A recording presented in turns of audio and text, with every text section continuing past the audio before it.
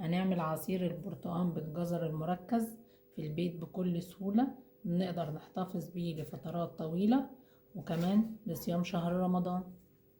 جبت نص كيلو من الجزر، غسلته كويس وقشرته، هقطعه مكعبات صغيرة بالشكل ده عشان لما اسلقه ما تاخدش وقت في التسوية. قطعت الجزر بقى معايا بالشكل ده، هضيفه في كسرولة كده. انا بحب اسلق الجزر من غير ما احط له سكر، بحب احتفظ بالعصير خام من غير اي اضافات. هضيف عليه ميه، ارفع الجزر على النار لحد ما يستوي. اجيب كيلو من اليوستفندي البلدي، بيكون طعمه حلو وبيدي نكهة حلوة للعصير. هجيب كيلو ونص برتقان بلدي على برتقان بسرة، بتكون القشرة ناعمة بتاعتهم من بره علشان يدوني برتقان طعمه حلو. الميكس اليوستفندي مع البرتقان ده بيدي طعم للعصير قوي.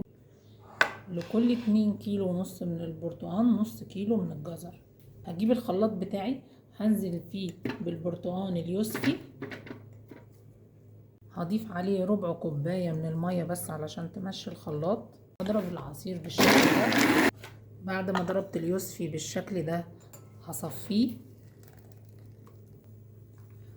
اليوسفي بالشكل ده عشان اتخلص من البذور واي شوائب فيه علشان ما يمررش معايا العصير. ده شكل عصير اليوسفي بعد ما صفيناه، عصير مركز وريحته جميلة. هجيب عصارة البرتقال بتاعتي، هعصر فيها البرتقال البلدي والبرتقال بسرة. انا ممكن كنت ضربتهم في الخلاط زيهم زي اليوسفي، بس دي افضل. لو ما عندكيش اعمليها بالعصارة اليدوية، لو ما عندكيش اعمليها في الخلاط، مفيش مشكلة.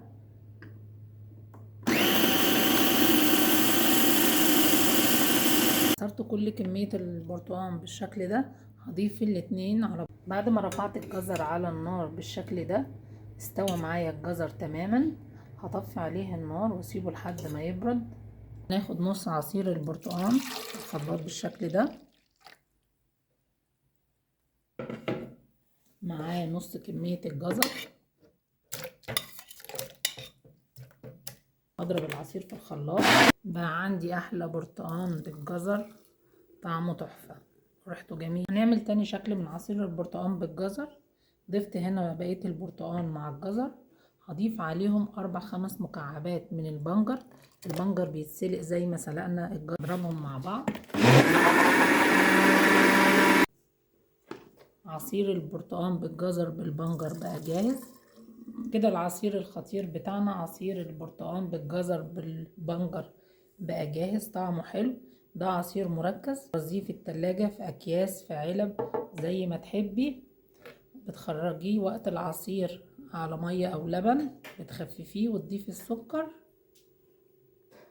وبألف هنا وشفا.